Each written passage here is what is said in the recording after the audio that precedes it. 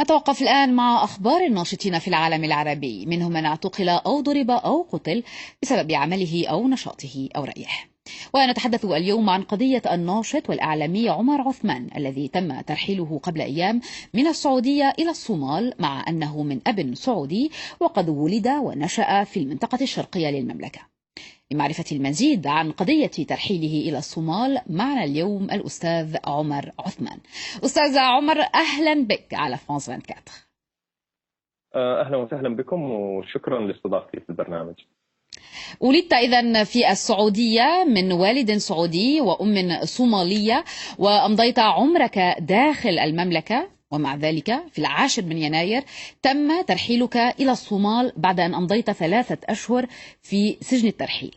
ما القصة؟ هناك قصتان لدي. القصة الأولى هي معاناتي مع الأحوال المدنية، حيث استمرت المعاملة تقريبا 18 سنة لاستصدار الهوية الوطنية، وللآن ما استصدرتها طبعا. وأيضا حاولت قدر المستطاع أنه نخلص القضية هذه، لكن للأسف ما زالت مستمرة إلى هذا اليوم.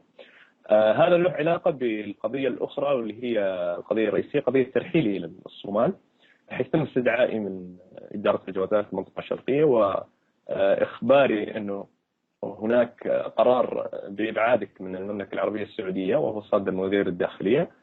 وكذلك كان مذكور في القرار أنني أعمل في مؤسستين، ونظام المقيم الغير سعودي في المملكة العربية السعودية لا يسمح له أن يعمل في مؤسستين.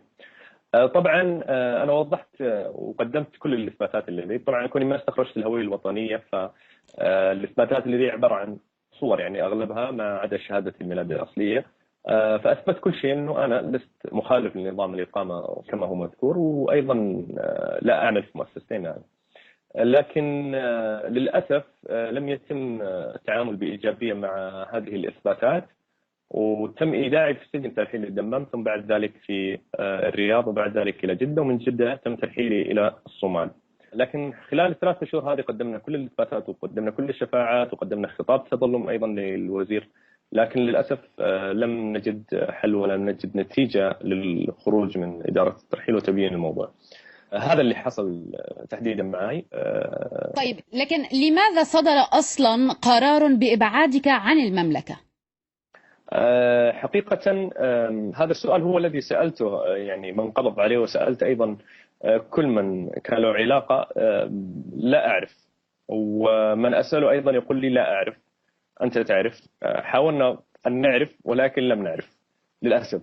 يعني كل الأمور كانت مخبية، يعني كل ما نسأل أحد لماذا قرار الإبعاد لا ندري. الجهة الجوازات تقول نحن جهة تنفيذية ولسنا جهة يعني تحقيق أو محاكمة معك. فهذا اللي للأسف يعني ما كان جيد في الموضوع كمان أيضا. أنت اليوم إذن في الصومال، بأي أوراق دخلت إلى هذه البلاد؟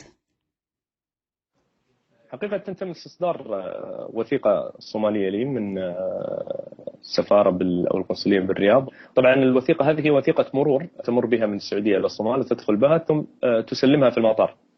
فهذه الوثيقة هي اللي كانت معي ودخلت بها إلى الصومال. يعني تقول لنا إنك سلمت الوثيقة الصومالية التي دخلت بها، بالتالي بموجب أي أوراق أو مستندات تقيم اليوم في الصومال؟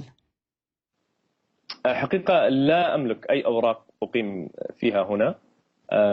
يعني لا جنسية صومالية معي ولا الجنسية السعودية هنا معي.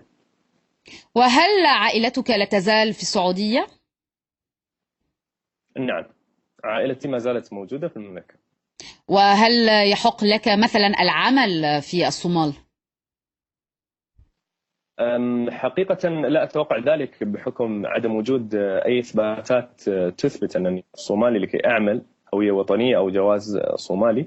أيضا أضيف إلى ذلك موضوع الفقر الشديد وما تعانيه الصومال، والكل يعلم يعني ما حصل بها من مجاعات وغيرها، وأيضا وجود نوع من يعني عدم الاستقرار الأمني خصوصا في الجنوب الصومالي. أستاذ عمر عثمان، شكرا جزيلا على مشاركتك معنا، وعسى أن تحل قضيتك سريعا. أشكركم شكر جزيلا على هذه الاستضافة.